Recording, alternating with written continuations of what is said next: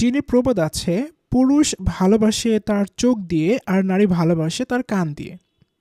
এ ব্যাপারে হাস্যরসাত্মক একটি কৌতুক শোনারও সৌভাগ্য আমার হয়েছিল।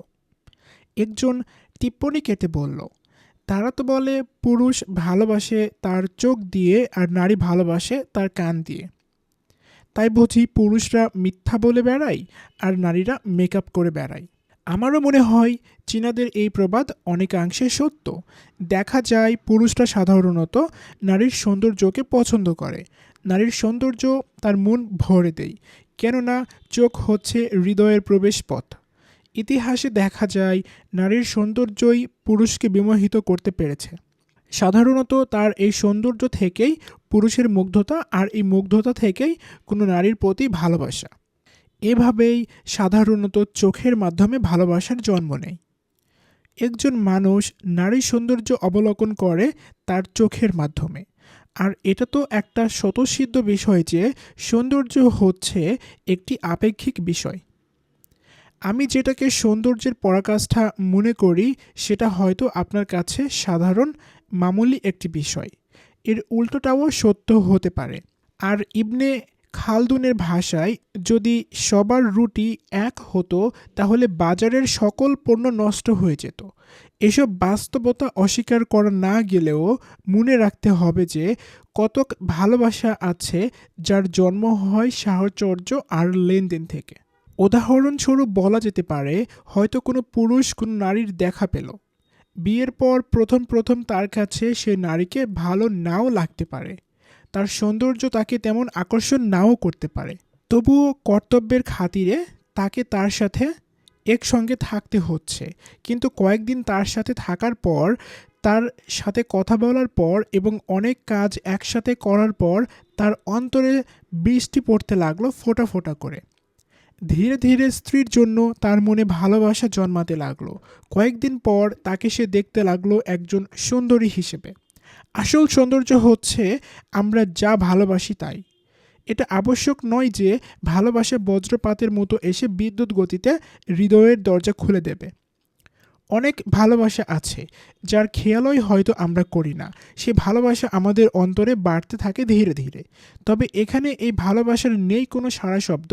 তবে এই ভালোবাসার উপলব্ধি হতেই দেখা যায় আমরা এই ভালোবাসার মধ্যে ডুবে আছি আকণ্ঠ। আর তাই তো বলা হয় প্রত্যেক মানুষেরও রয়েছে ভালোবাসার নিজস্ব ধরন। এর মোকাবেলায় একজন নারী শুনতে ভালোবাসে সে বেশ সুন্দর এবং আকর্ষণীয়। সুন্দর কথাবার্তা যেন তার অন্তরের প্রধান খোরাক। যদি সে সুন্দর কথাবার্তা থেকে বঞ্চিত হয় তাহলে সে ভীষণ ব্যথিত হয়। হোক না তার স্বামী সফল কোনো ব্যক্তি। তার স্বামী যদি সমাজের অবস্থা সম্পন্ন ব্যক্তি এবং ধনী ব্যক্তিও হয়, তবু সে চায় একটু মিষ্টি কথা। এটা তার জন্য এমন এক চাহিদা যার কোনো বিকল্প নেই। এই যেমন আগুনকে পানি ছাড়া অন্য কোনো কিছু দিয়ে নেভানো যায় না, যেমন ক্ষুধার্ত মানুষের চাহিদা খাদ্য বাদে মিষ্টি কথা দিয়ে মেটানো যায় না। অথচ প্রায় মানুষকে এই ভুল ধারণা পোষণ করতে দেখা যায় যে স্ত্রীর সন্তুষ্টির জন্য পুরুষের সফলতাই যথেষ্ট। আমার মতে ভালোবাসা এমন কোনো পাহাড় নয় যা একবার দাঁড়িয়ে গেলেই হয়, তা আর কখনো হেলে যাওয়ার সম্ভাবনা নাই। এর সাথে একটি গাছের তুলনা করা চলে, যার নিয়মিত পরিচর্যা করতে হয়, যার গোড়ায় পানি দিতে হয় প্রতিনিয়ত। আর তাহলেই তা বেঁচে থাকবে আর আপনাকে দেবে সুন্দর ফুল আর উপাদেয় ফল। পুরুষ যদি নারীর মন পেতে চায় তাহলে রূপ গুণের প্রশংসা করতে হবে আর তার সাথে সুন্দর কথা বলতে হবে। আপনি যদি কোনো পাখিকে আপনার কাছে রাখতে চান তাহলে একবার মাত্র তাকে হাতে নিলেই হবে না, তা যে কোনো সময় উড়াল পাখি হয়ে আপনাকে ত্যাগ করতে পারে। তাই আমরা যদি আমাদের পাখিগুলো আমাদের কাছে স্থায়ীভাবে রাখতে চাই তাহলে সেগুলোকে খাঁচায় যত্ন করে রাখতে হবে। তা না হলে যে কোনো সময় তার পালিয়ে যাওয়ার ব্যাপারে আপনাকে মানসিকভাবে প্রস্তুত থাকতে হবে। আরেকজন নারীর জন্য সেই খাঁচা হচ্ছে তার এই স্থায়ী উপলব্ধি যে সে সুন্দর আর আকর্ষণীয়। তাই স্বামীর কাঙ্ক্ষিত পাত্রী সে নিজেই। আর আমরা যখন বলি একজন পুরুষ ভালোবাসে তার চোখ দিয়ে আর একজন নারী ভালোবাসে তার কান দিয়ে, তখন এটাকে কোনো স্বতঃসিদ্ধ হিসেবে নিতে বলি না। এটা স্বাভাবিক পরিস্থিতির দিকে ইঙ্গিত বহন করে মাত্র। হয়তোবা সাধারণত এটাই হয়ে থাকে এবং এর ব্যতিক্রম যে হয় না তা বলা যাবে না। যেমন এটা কখনো হতে পারে না যে পৃথিবীর সকল নারী সুন্দর, যার জন্য তাদের যে কাউকে দেখলেই যে কোনো পুরুষ তাদের জন্য তাদের ভালোবাসার দরজা বেমালুম খুলে দেবে। যদিও পুরুষের ভালোবাসার ক্ষেত্রে সৌন্দর্যের ভূমিকাটাই বেশি, তবুও প্রত্যেক পুরুষের কাছে এটা প্রাধান্যের বিষয় হতে পারে না। তারা নারীকে ভালোবাসতে অন্য অনেক কিছু খুঁজে বেড়ায়। আর নিঃসন্দেহে সকল পুরুষই ভালোবাসার সংলাপে পারঙ্গম নয়, যদিও অধিকাংশ নারী তার সৌন্দর্য আর আকর্ষণের কথা নিজ কানে শুনতে বেশ পছন্দ করে।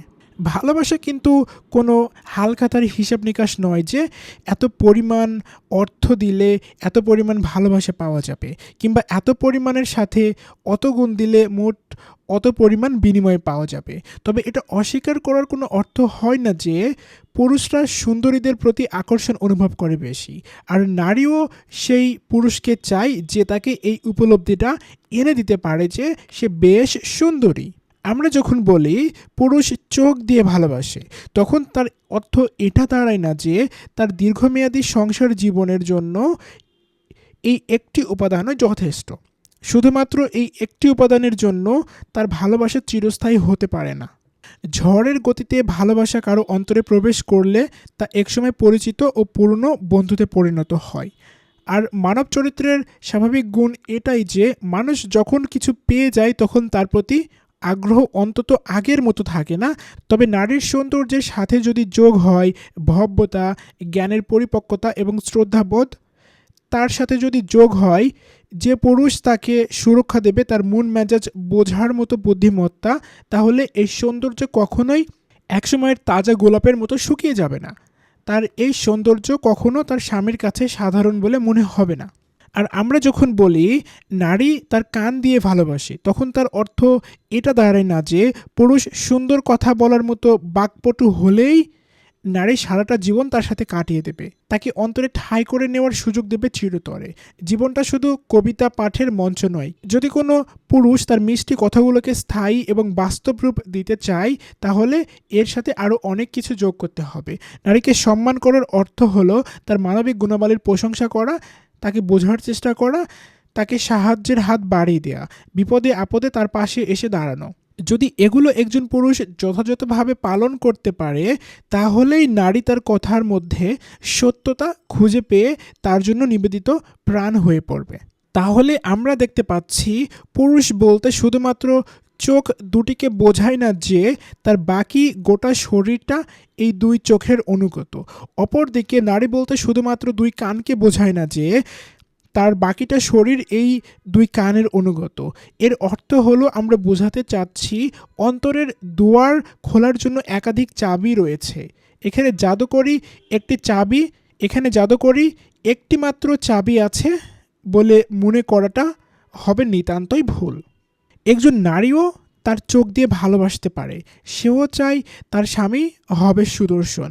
তারও চাহিদা ও সৌন্দর্যবোধ রয়েছে, যেগুলোকে বিবেচনা করে আমাদের শ্রদ্ধা জানাতে হবে। এ প্রসঙ্গে আমার একটি গল্পের কথা মনে পড়ে গেল, যা আমি এক সময় পড়েছিলাম। আগের সব কথা ভুলে গেলেও এই গল্প আপনাকে তা আবার মনে করিয়ে দেবে। তখন হয়তো আপনার এমনও মনে হতে পারে যে পুরুষ নয় বরং নারীরাই তাদের চোখ দিয়ে ভালোবাসে। তবে উভয়ের মধ্যে সামঞ্জস্য রক্ষা করাটাই আমার এই গল্প বলার উদ্দেশ্য। তবে একটু মনে রাখতে হবে এই গল্পে এমন কিছু ঘটনাও আছে যার সাথে আমি একমত নই।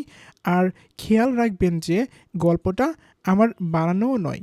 এটাকে বিশ্ব সংস্কৃতির অর্থ হিসেবে মনে করে পড়তে পারেন, আর কারো মন ভোলানোর জন্য গল্পটা শোনাতেও পারেন। শোনা যায় প্রাচীন রোমে একজন দার্শনিক ছিলেন, যার বয়স হয়ে গিয়েছিল প্রায় 60, তবে তার স্ত্রীর বয়স ছিল মাত্র 19। তার সেই যুবতী স্ত্রী ছিল বেশ সুন্দরী। তিনি তাকে ভালোবাসতেন পাগলের মতো। তাদের সংসার জীবন বেশ সুখের ছিল। তবে সংসারে অশান্তির কালো মেঘ দেখা দিল। যখন হঠাৎ একদিন দার্শনিকের খেয়াল হলো তিনি তো তার স্ত্রীর আগে মারা যাবেন, আর স্ত্রী যেহেতু এখনও ভর যৌবনা, সেহেতু তার মৃত্যুর সাথে সাথেই অন্য কোনো পুরুষ তাকে বিয়ে করে ফেলবে। দার্শনিক তার এই আশঙ্কা নিজের মধ্যেই গোপন রাখলেন না। তিনি প্রায়ই তার স্ত্রীর কাছে তার এই আশঙ্কার কথা ব্যক্ত করতেন। তবে স্ত্রীও তাকে প্রত্যেকবার সান্ত্বনা না দিয়ে বলতো, আমি আপনাকে অনেক ভালোবাসি, ঈশ্বর আমাকে আপনার আগে নিয়ে যাক, আপনাকে ছাড়া এই দুনিয়ায় থাকার কোনো মানে হয় না। এসব কথা শুনে দার্শনিক যেমন আনন্দ পেতেন তেমন পেতেন সান্ত্বনা। তবে তা আর বেশি দিন চলত না। এক সপ্তাহ যেতে না যেতেই তাকে আবার ঘিরে ধরত ভয়। আবার তিনি হতাশাগ্রস্ত হয়ে পড়তেন। যখনই তিনি কল্পনা করতেন তার মৃত্যুর পর স্ত্রী অন্য কোনো পুরুষকে বিয়ে করেছে, তখনই তিনি বিষাদগ্রস্ত হয়ে পড়তেন। তা দেখে স্ত্রীও তাকে সান্ত্বনা দিয়ে আশ্বস্ত করত যে তার মৃত্যুর পর অন্য কাউকে বিয়ে করার প্রশ্নই আসে না। এক রাতে দার্শনিক তার বাড়িতে আসছিলেন পায়ে হেঁটে। তার বাড়িতে যেতে হলে আবার একটি গোরস্থান পার হতে হতো। সে গোরস্থানে পৌঁছাতে দেখলেন একজন অল্প বয়স্ক নারী বসে আছে একটি কবরের পাশে। সে কবরের পাশে বসে কবরটিকে বাতাস করছিল একটি হাত পাখা দিয়ে। দার্শনিক খেয়াল করে দেখলেন এই কবরটা একেবারে নতুন, গতকালও এর কোনো অস্তিত্ব ছিল না। নিশ্চয়ই আজকেই খোঁড়া হয়েছে। এখনো মাটির উপর টাইলস বসানো হয়নি, যা কিনা ছিল রোমানদের কৃষ্টি। স্বভাবজাত বৈশিষ্ট্য হিসেবে দার্শনিকের মনে অনেক প্রশ্ন জাগল। দার্শনিক সিদ্ধান্ত নিলেন যে এই মহিলার ব্যাপারটা তাকে জানতেই হবে। তাকে জানতেই হবে একজন নারী হয়ে সে এই মধ্যরাতে গোরস্থানে কি করছে, আর একজন মৃতের কি দরকার আছে যে স্ত্রী তার কবরকে বাতাস করবে এত কষ্ট করে এই মধ্যরাতে। দার্শনিক তার কাছে এসে তাকে অভিবাদন জানালেন। সেও এক ধরনের নির্লিপ্ত ভাব নিয়ে তার অভিবাদনের জবাব দিল। তাকে বোঝাতে চাইল সে খুব একটা গুরুত্বপূর্ণ কাজে ব্যস্ত, তার কাজে ব্যাঘাত না ঘটালেই ভালো। তবে দার্শনিকও যে পণ করে এসেছেন তার বিষয়টা জেনেই ছাড়বেন। তাই জিজ্ঞেস করেই বসলেন, ম্যাম, আপনি এত রাতে এখানে কি করছেন? নারীটি বলল, দয়া করে আমাকে আমার কাজ করতে দিন। দেখছেন না আমি কাজে ব্যস্ত, কথা বলার ফুরসত নেই। কিন্তু মনে করবেন না, আমিও চাইছি না আপনার কাজে ব্যাঘাত ঘটাতে। তবে এই দৃশ্য দেখে খুব জানতে ইচ্ছে করছে আপনি কি করছেন আসলে। আমি হলাম এই রাজ্যের দার্শনিক আর স্বয়ং সম্রাটের উপদেষ্টা। দরকার হলে আমি আপনার হাত থেকে হাত পাখাটা নিয়ে নিজেই বাতাস করে দেব। তারপরে যদি দয়া করে বলতেন ব্যাপারটা আসলে কি, তাহলেই হয়তোবা আমার জানার আগ্রহটা মিটবে। আপনার কাজে কোনো ব্যাঘাত ঘটবে না। আচ্ছা, তাহলে নিন এই হাত পাখা আর কবরে বাতাস করতে থাকুন। তখন দার্শনিক ঠিকই যুবতীর হাত থেকে পাখাটা নিলেন, তারপর নারীটির মতো কবরে বাতাস করতে লাগলেন। এবার বলুন দেখি ঘটনা কি? এটা আসলে আমার স্বামীর কবর, গতকালই মারা যায়। আমরা এর আগে পণ করেছিলাম যে আমাদের মধ্যে যে আগে মারা যাবে তার কবর না শুকানো পর্যন্ত অন্যজন বিয়ে করবে না। তবে আজই এক ধনাঢ্য যুবক আমাকে বিয়ের প্রস্তাব দেয়, আর একজন বিধবা নারীর জন্য এমন একজন ধনী তরুণ নিশ্চয়ই বিশাল ব্যাপার। প্রতিদিন তা ভাগ্যে জুটবে না। আমি সাথে সাথে তার প্রস্তাবে রাজি হয়ে গেলাম। তবে তাকে বললাম আমাকে আর কয়টা দিন সময় দিতে। কেন? আপনার আবার সময়ের প্রয়োজন কেন? আমি আমার মৃত স্বামীর সাথে যে ওয়াদা করেছি সেটা রক্ষা করতে চাই। আমি তো আপনাকে আগেই বলেছি যে তার কবর না শুকানো পর্যন্ত বিয়ে না করার জন্য আমি তার কাছে প্রতিশ্রুতিবদ্ধ। তবে আমি বেশি দেরি করার পক্ষেও নই, তাই জলদি এই কবরটা শুকানোর ব্যবস্থা করছি। দেখেন না কেমনে বাতাস করে যাচ্ছে। বিধবার এই কথা তার মাথায় বজ্রের মতো আঘাত করলো। মনে পড়ল তার স্ত্রীর কথা। তিনি মনে মনে ভাবতে লাগলেন, তাহলে এই মহিলা যা করছে সে মরে গেলে কি তার বউ তা করবে? সেও তো তাকে ভালোবাসত এবং তার মতো তার স্বামীকে ওয়াদাও দিয়েছে। আর এই হচ্ছে তার ওয়াদা পালনের অবস্থা। একটু তর সইছে না কয়েকটা দিন অপেক্ষা করার। মহিলা দার্শনিকের এই দুশ্চিন্তাটা লক্ষ্য করল। মহিলা দার্শনিকের এই দুশ্চিন্তাটা লক্ষ্য করল, তার দুশ্চিন্তার কারণটা জিজ্ঞেস করল। বললেন, না, দুশ্চিন্তা না, আহা, তোমার বিষয়ে না, অন্য কোনো একটা বিষয়ে চিন্তা করছি। মহিলা দার্শনিকের এই কথা শুনে বেশ খুশি হলো। তার সাথে এরকম নম্র আচরণ আর সাহায্যের জন্য তাকে ধন্যবাদ জানালো।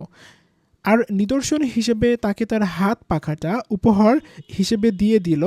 তবে অবাক হয়ে দেখল তার পাশে রাখা ছোট একটি ব্যাগ থেকে ওই রকম ঠিক আরেকটা পাখা বের করে আবার বাতাস করতে লাগলো। সংলাপ শেষে দার্শনিক দ্রুত বাসায় ফিরে গেল। এখন তার মাথায় হাজারো চিন্তা, যার কোনো উত্তর তিনি খুঁজে পাচ্ছেন না। বাসায় ফেরার সাথে সাথেই স্ত্রী তাকে সুন্দরভাবে অভ্যর্থনা জানালো, যথারীতি তাকে অনেক আদর আপ্যায়ন করতে লাগলো।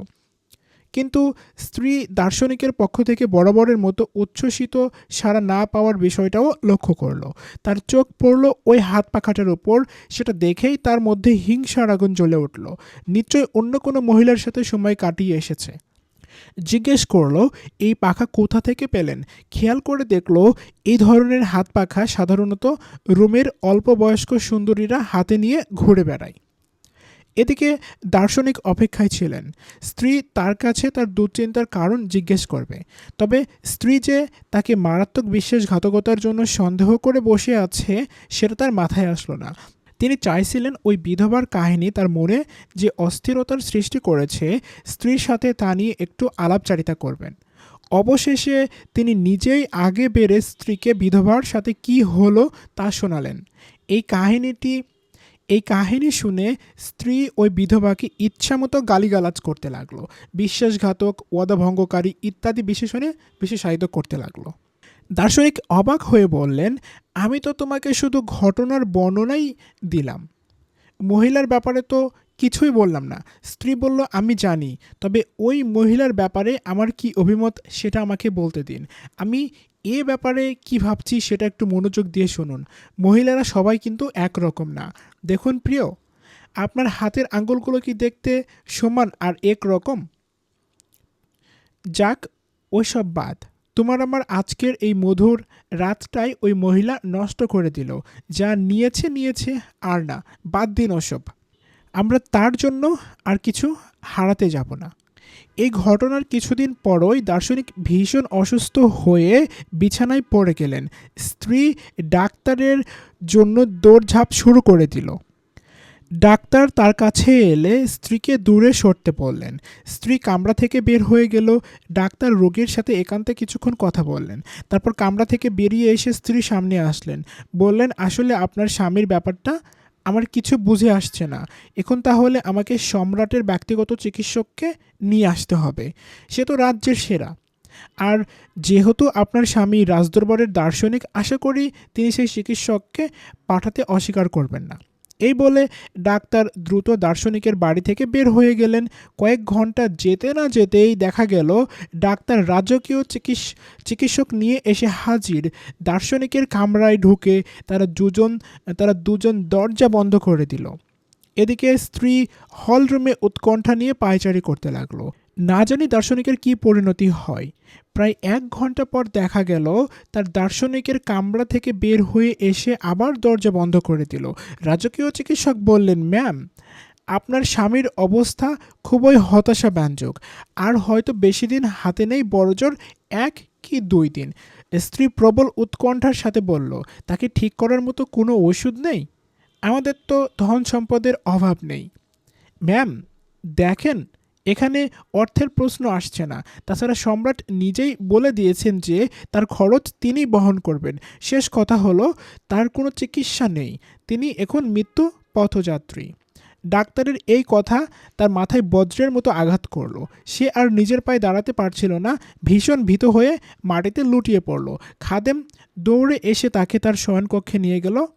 চিকিৎসকরা বিদায় নিয়ে চলে গেল। পরের দিন সকালে দার্শনিকের কামরা থেকে চাকরানী দৌড়ে বের হয়ে চিৎকার করতে লাগলো, ম্যাম, ম্যাম! এইমাত্র সম্রাটের পরামর্শক দার্শনিক মৃত্যুবরণ করলেন।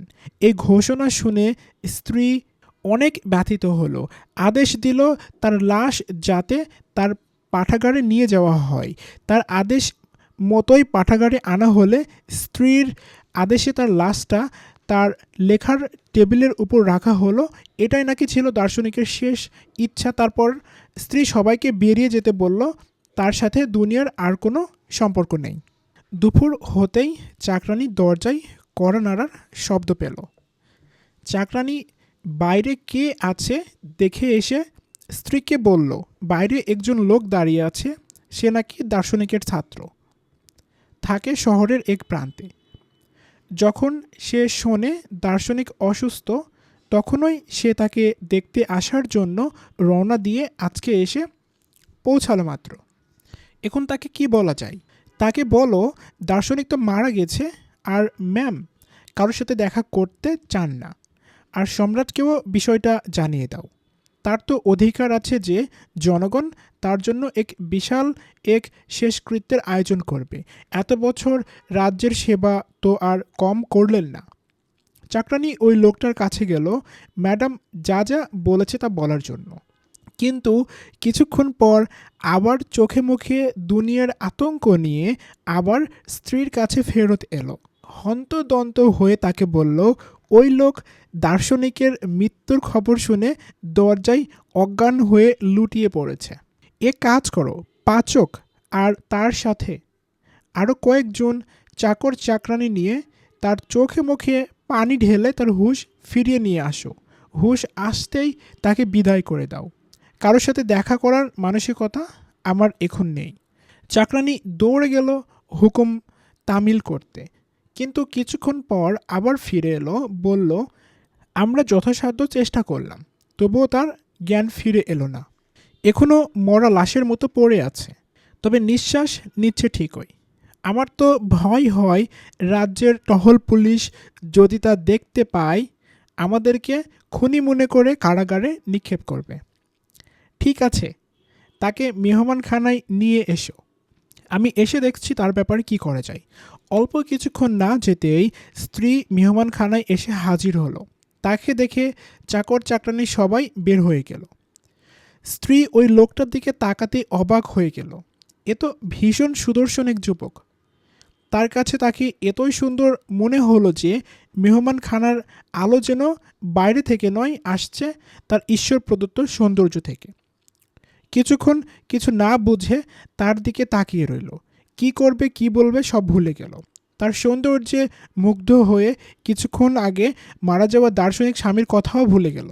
ইতিমধ্যে সাগরেদ তার চোখ মেলে তাকালো, চারিদিকে চোখ বুলিয়ে দেখল, আর যেই তার দৃষ্টি আর স্ত্রীর দৃষ্টি এক হলো, তার অন্তর যেন মাটিতে পড়ে গেল। স্ত্রীর চোখ দুটো এত সুন্দর যে তা কোনো ভাষায় বর্ণনা করা যাবে না। তা যে কারো মাথা এবং অন্তর দুটি নষ্ট করে দেওয়ার জন্য যথেষ্ট। দার্শনিকের স্ত্রী তার পাশে এসে বসল, তার হাত দুটো ধরল, নরম কণ্ঠে বলল, আমি বুঝতে পারছি তুমি তোমার ওস্তাদের মৃত্যুতে মর্মাহত, আর আমি স্বামী বিয়োগে মুহ্যমান। তোমার আমার দুঃখ একজনকে ঘিরেই। এই লোক তার কবরে আরাম করুক। আমার উচিত তোমার দুঃখ বোঝা, আর তোমার উচিত আমার দুঃখ বোঝা। চলো আমরা দুজন বিয়ে করি। আমিও ঠিক তাই ভাবছিলাম। মৃত্যুর পরও ওস্তাদের সাগরেদ হিসেবে তার প্রিয়তমার দেখভাল করাটা আমার দায়িত্ব। তিনি তো এত বছর শিক্ষা দীক্ষা এবং নৈতিকতা দিয়ে লালন করে এসেছেন, কিন্তু সমস্যাটা হলো আমি তা করতে অক্ষম। পারবে না কেন? আপনি তো দেখতে পাচ্ছেন আমি ভীষণ অসুস্থ। আরও যদি আফসোস করি তাহলে তো আমার মৃতের মতো মাটিতে পড়ে থাকতে হবে। আবার বেশি খুশি হলেও একই অবস্থা হবে। না না, আমার পক্ষে সম্ভব নয়। যাক, তোমাকে চিন্তা করতে হবে না, ঘটনা যাই হোক আমি রাজি। কিন্তু আমি যে আপনার উপর জুলুম করতে চাই না। আমার এই দুর্বল অবস্থায় আপনাকে আমি বিয়ে করতে চাচ্ছি না। আপনি আসলে আরও ভালো কোনো পাত্রের উপযুক্ত। থাক, আর বলতে হবে না। তোমার চেয়ে ভালো কেউ নেই, তোমাকেই আমার চাই। আমার সমস্ত সম্পদ দিয়ে হলেও তোমার চিকিৎসা করব। তুমি তো ভালো করেই জানো আমরা কতটা ধনী। না, আমার চিকিৎসা অসম্ভব। অসম্ভব আবার কী জিনিস? বলো তোমার চিকিৎসার উপায় কী? আমার চিকিৎসার উপায় হলো এমন লোকের মগজ খাওয়া যে মরেছে মাত্র একদিন আগে। হাই ঈশ্বর, তোমার রোগের কি আর কোনো ওষুধ নেই? কি যে বলেন না ম্যাম, ওষুধ কি কখনো রোগীর মর্জি মোতাবেক হয়? কি আর বলবো, এটাই আমার কপাল। এই কথা শুনে স্ত্রী মাথায় হাত দিয়ে বসে থাকলো চুপচাপ। হঠাৎ দাঁড়িয়ে গিয়ে বলল, আমার সাথে এসো, তোমার ওষুধ পাওয়া গেছে। গুদাম ঘর থেকে একটি কুড়াল নিয়ে এসে পাঠাগারের দিকে গেল, যেখানে দার্শনিকের লাশ পড়ে রয়েছে। দার্শনিক মরার আগে এভাবেই তাকে পাঠাগারে ফেলে রাখতে বলেছিল। ধীরে ধীরে অতি সন্তর্পণে পাঠাগারে চোরের মতো ঢুকল। যেই হাত উঠিয়ে কুড়াল দিয়ে দার্শনিকের মাথায় আঘাত করতে গেল, অমনি দার্শনিক তার চোখ মেলে তাকালেন আর বললেন, তার হাতের ওই পাখাটা তোমার হাতের কুড়ার থেকে অনেক সুন্দর না? স্ত্রী দেখল তার পেছনে দাঁড়িয়ে দাস দাসী থেকে শুরু করে সাগরেদ সবাই হাসতে লাগলো। আসলে এ পর্যন্ত যা ছিল সবই সাজানো নাটক। দার্শনিক তার স্ত্রীকে পরীক্ষা করার জন্য সব ব্যবস্থা করে রেখেছিলেন, আর এই পরীক্ষায় তার স্ত্রী ফেল করল। ক্ষোভে অনুতাপে শেষে স্ত্রী মাটিতে পড়ে গেল এবং মারা গেল।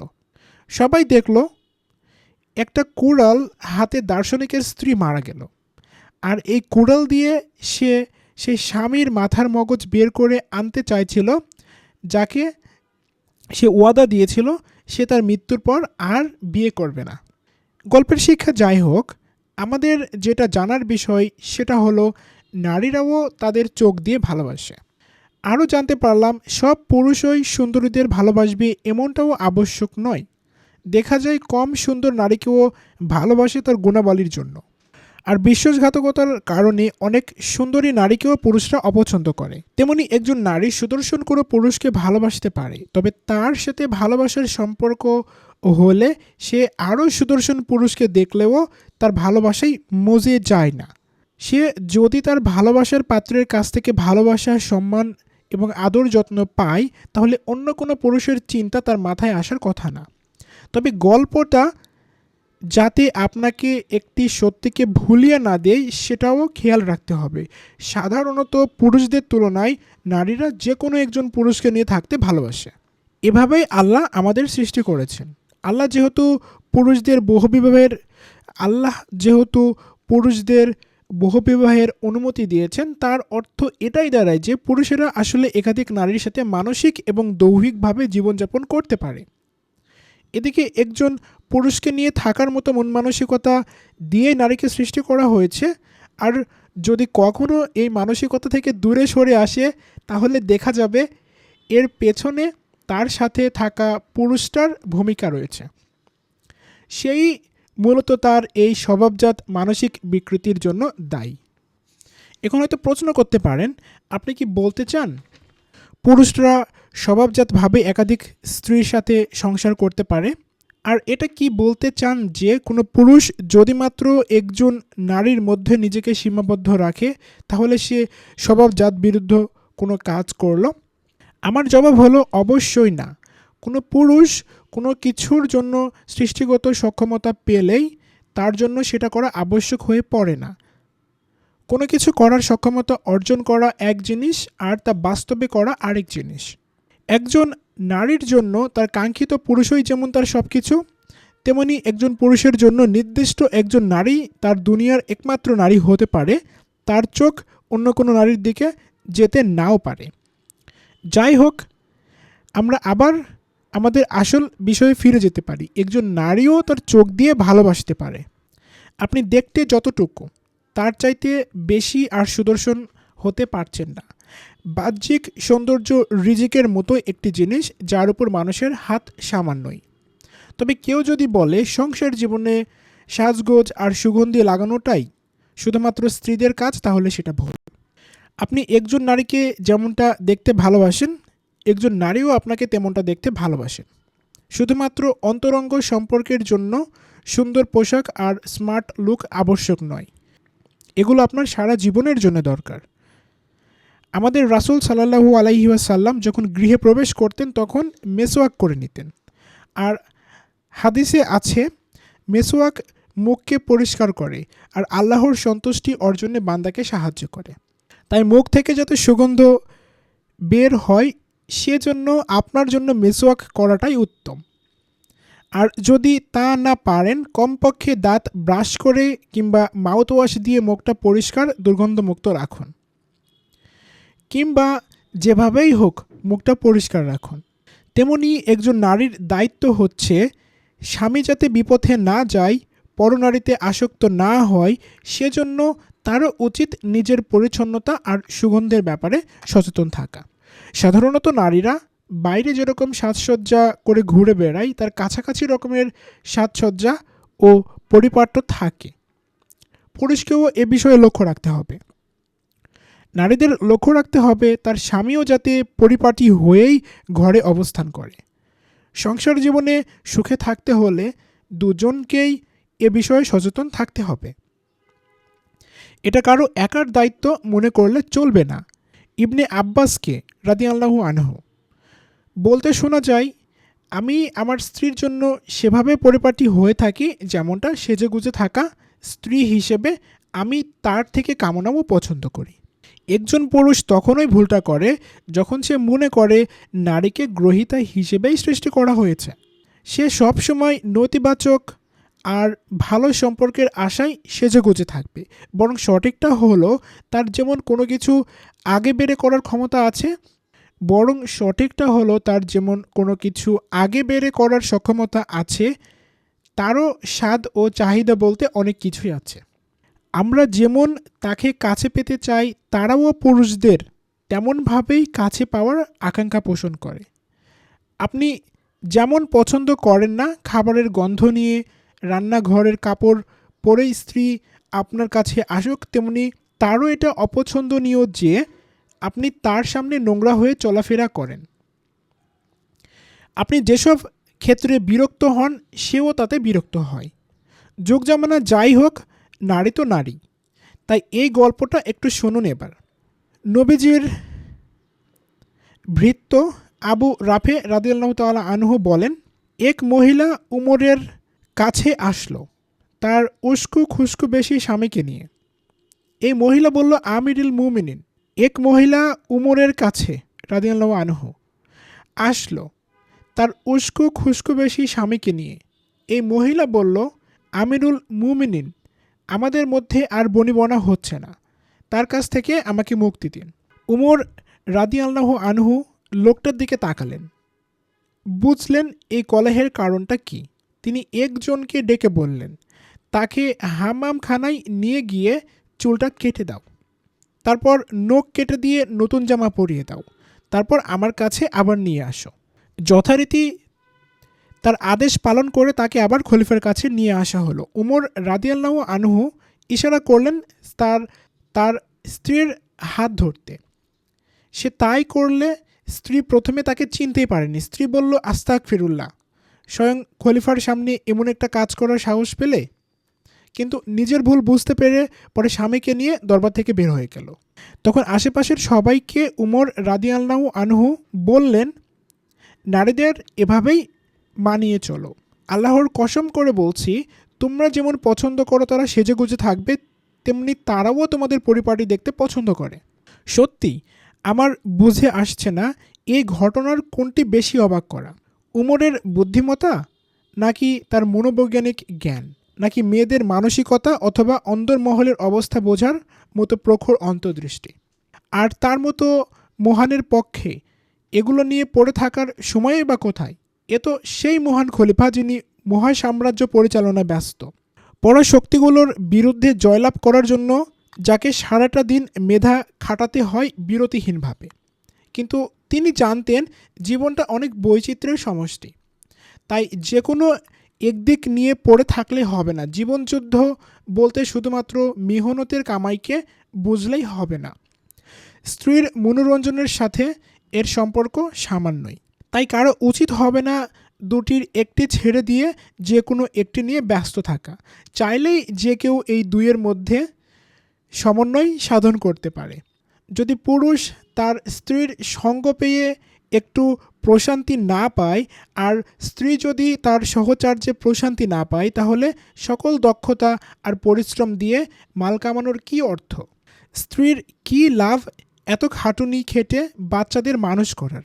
একজন স্ত্রী যেমন সফল মা হিসেবে নিজের ভূমিকা আর নিজের রূপচর্চার মধ্যে যে কোনো একটি মাত্র বেছে নিতে পারে না, তেমনি একজন পুরুষ পারে না বাসায় সংসার জীবনে তার ফ্যাক্টরিটা সাথে করে নিয়ে আসতে। আসলে শয়নকক্ষের খাটে বসে কলকারখানার কাজ করা যায় না। গল্পের এই অংশটিও কি অবাক করা দেখুন। যে লোকটি বছরের পর বছর এলোমেলো অবস্থায় থেকে গেল, তার পক্ষেও নিজেকে মাত্র অল্প কিছু মুহূর্তের মধ্যে নিজেকে শুধরানো সম্ভব। ওই মহিলাটার কথা ভেবেও কি অবাক না হয়ে পারা যায়? কিভাবে এতটা বছর ধৈর্য ধরে এই অপরিচ্ছন্ন লোকটার সাথে সংসার করলো? কতটা অধৈর্য আর ত্যক্ত বিরক্ত হলে একজন মহিলা তার স্বামীকে খলিফার কাছে ধরে নিয়ে আসতে পারে? কতটুকু রুক্ষ হওয়ার কারণে স্ত্রী নিজেই প্রতাপশালী খলিফা যাতে তাদের ব্যাপারে হস্তক্ষেপ করতে পারে সেজন্য স্বামীকে হাতে ধরে নিয়ে আসে। সে আপনাকে সেভাবেই দেখতে পছন্দ করে যেভাবে আপনি তাকে পছন্দ করেন। সংসার জীবনকে সফলতার সাথে টিকিয়ে রাখার জন্য এটি একটি বড় শিক্ষণীয় গল্প যা আপনার ভুলে গেলে চলবে না। ঠিক আপনার মতো তারও ভালোবাসা আর ঘৃণা বলতে দুটি জিনিস আছে, এবং এগুলো তার অধিকারের মধ্যেও পড়ে। তাই আপনি যদি কোনো কারণে আপনার নিজস্ব অধিকারের দাবি প্রত্যাহার করেন, তবুও তাকে এ ধরনের কোনো স্বভাবজাত অধিকার থেকে বেরিয়ে আসতে বাধ্য করতে পারেন না।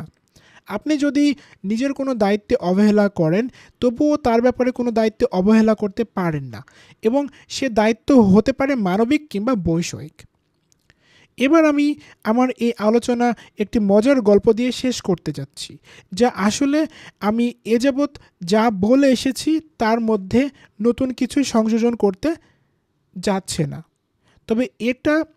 তবে একটা কথা আছে না, গল্প যত বেশি হবে প্রমাণ তত বেশি শক্তিশালী হবে। আতাবি বলেন, আমি এক মহিলাকে দেখে অভিভূত হয়ে পড়লাম। তার রূপ আমার নজর কেড়ে নিল। তাকে বললাম, তোমার কি স্বামী আছে?